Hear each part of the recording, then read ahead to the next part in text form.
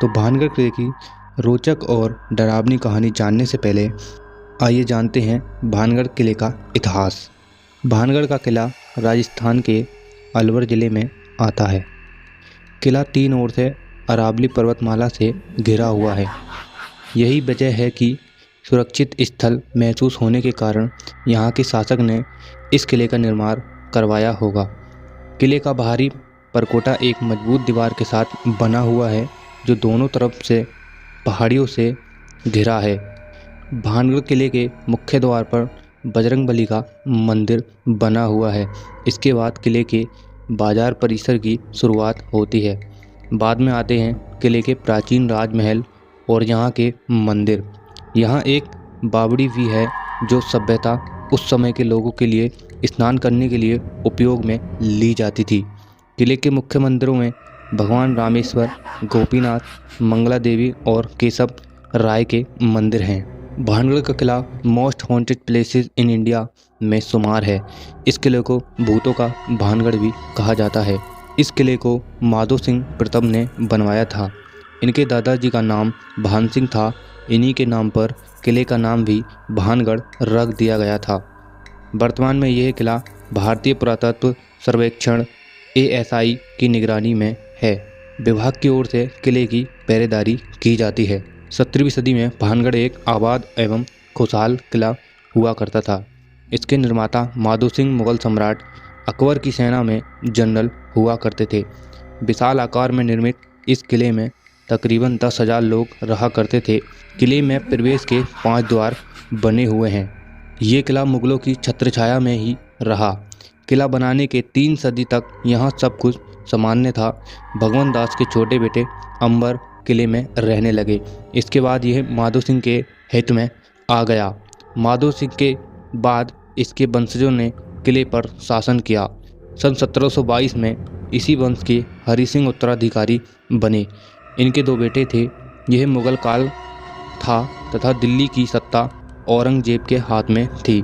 धर्म परिवर्तन उसका सबसे पहला काम था। उसने हरि सिंह के दोनों बेटे को इस्लाम धर्म स्वीकार करवाया।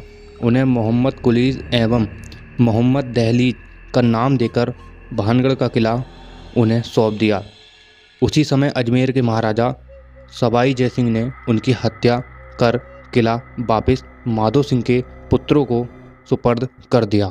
आइए अब जानते हैं भानगढ़ किले की भूतहा बनने की स्टोरी। भूतहा किला बनने के पीछे राजकुमारी रत्नावती और तांत्रिक सिद्धू सेबड़ा की कहानी बताई जाती है।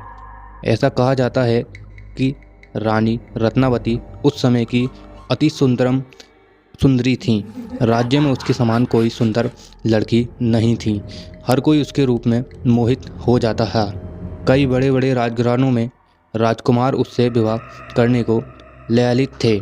एक दिन रत्नावती कुछ अपनी सहेलियों के साथ किले में स्थित त्रिपोलिया बाजार में गई तथा एक इत्र की दुकान पर ठहरी।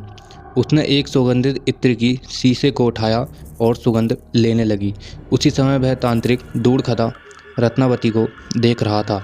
उसने देखते ही राजकुमारी को पाने की तमन्ना जाग गई। वह काले जादू की कला में माहिर था। उसने राजकुमारी को पाने के लिए उस शीशी पर अपना जादू चला दिया। पास ही खड़े उनके किसी पहरेदार को इस वाकया की जानकारी हो गई। उसने रत्नावती को बता दिया।